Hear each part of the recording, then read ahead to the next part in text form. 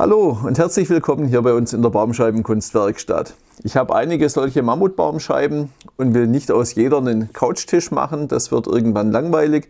Ich will mal wieder was Größeres drechseln. Also werde ich aus der hier eine flache Hirnholzschale machen.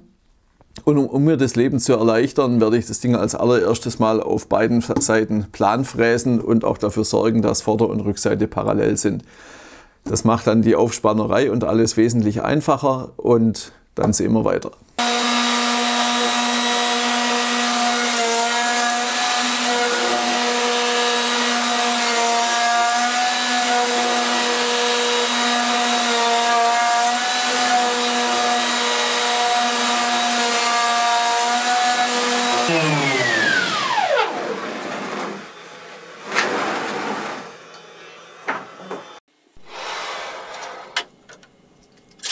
An der Rückseite meines Rohlings will ich noch einen Opferblock befestigen. Dazu säge ich mir aus einem dicken Leimbinder eine Scheibe ab und verleime die, aber dazu brauche ich erstmal ein anderes Sägeblatt.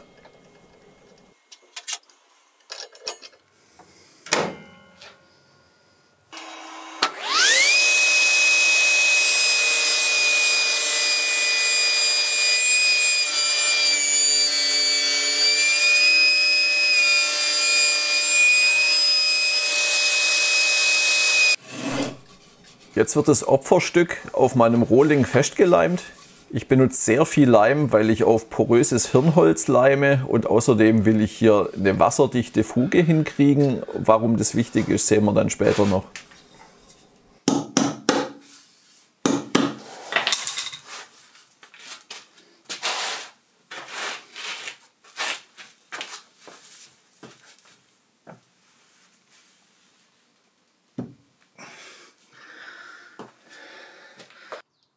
Dieses Ding hier kennen ja einige von euch schon. Eigentlich nichts weiter als eine Standard VB36 Planscheibe mit einem Stück Stahlrohr und einer weiteren Scheibe vorne dran als Verlängerung, um mehr Abstand vom Maschinenkörper zu kriegen.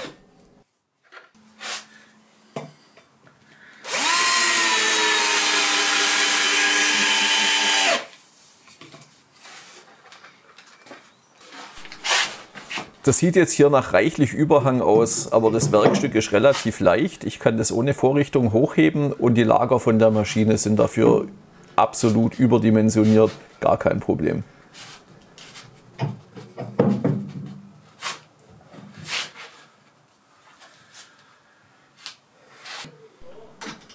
Mit der Hand auf der Maschine steigere ich jetzt die Drehzahl so lang, bis Vibrationen auftreten und drehe dann ein kleines bisschen zurück.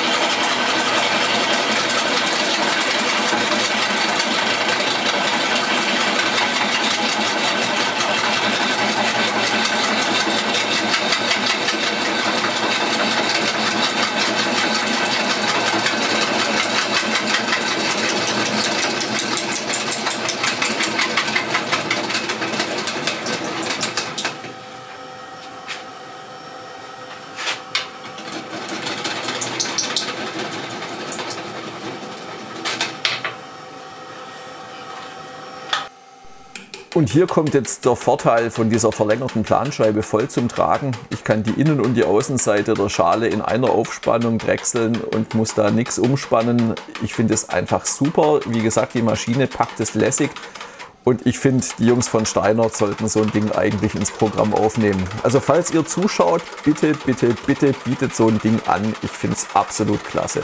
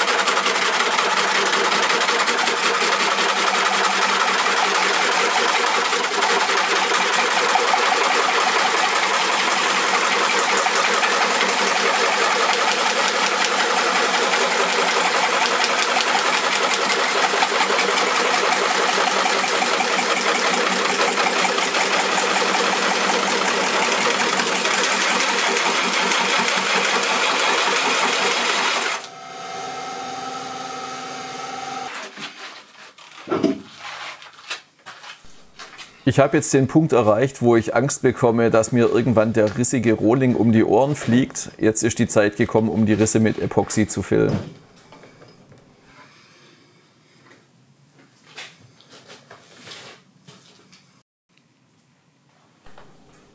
Als Gussform versuche ich dieses Mal eine Schicht aus mit Epoxidharz getränktem Klopapier aufzulaminieren und hoffe, dass das Ganze dicht wird und ich auf die Tour möglichst wenig Harz brauche.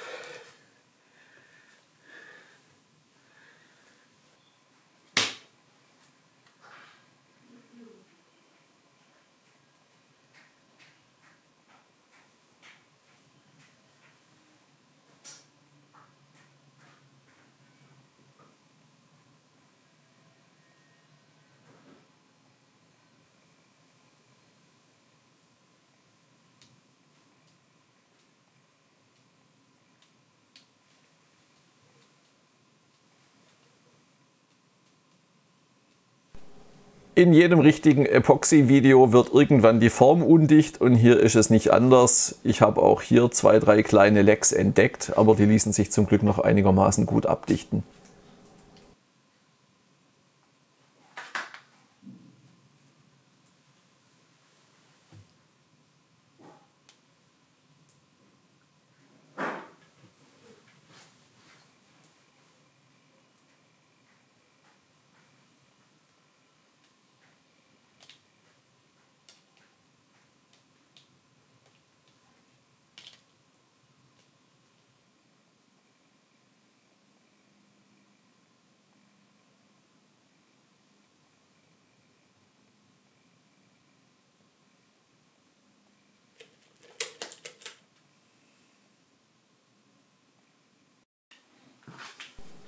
Zurück auf der Drechselbank wird jetzt erstmal der harte Rand entfernt und dann kann gedrechselt werden.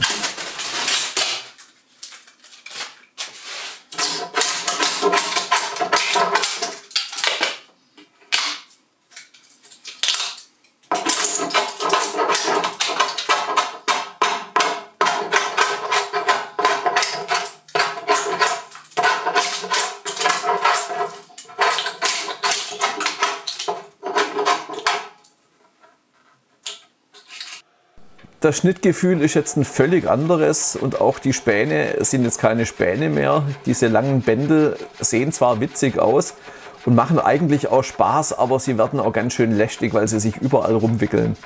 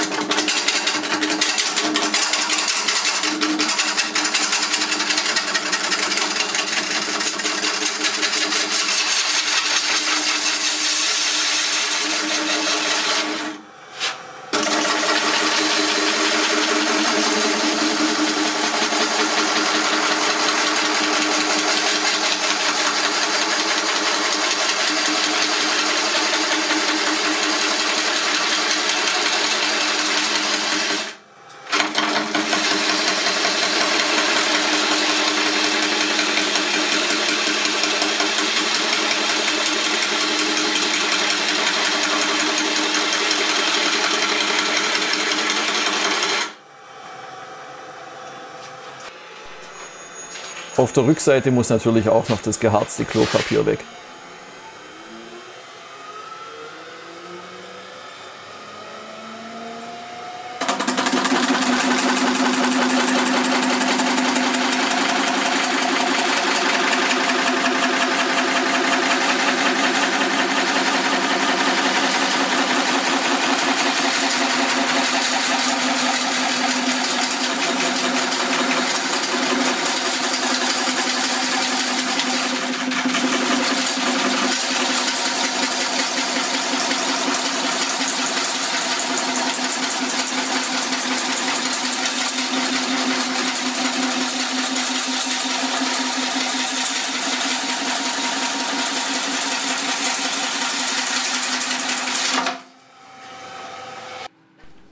Den großen Zapfen in der Mitte entferne ich mit der Kettensäge, das spart einfach Zeit.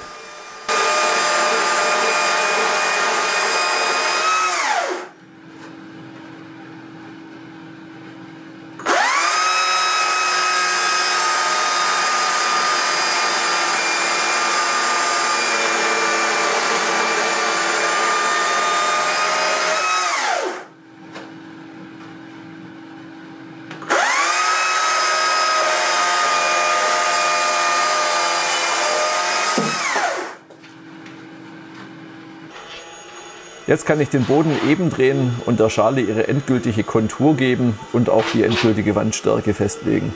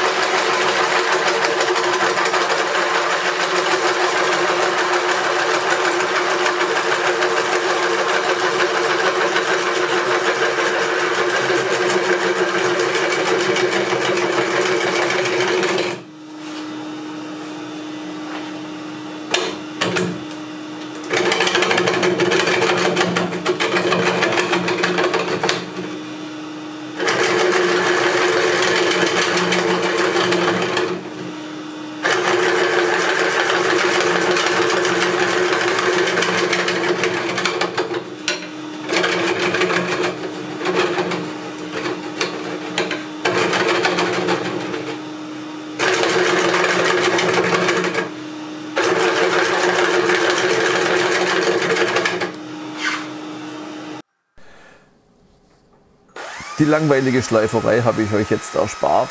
Man sieht, die Schale ist in einer Aufspannung komplett fertig geworden. Das Einzige, was ich nach dem Abspannen noch tun muss, ist hier die Bodenstelle vollends glatt bearbeiten, wo der Opferblock angeleimt war. Auch das keine besonders interessante Arbeit und wird nicht gezeigt.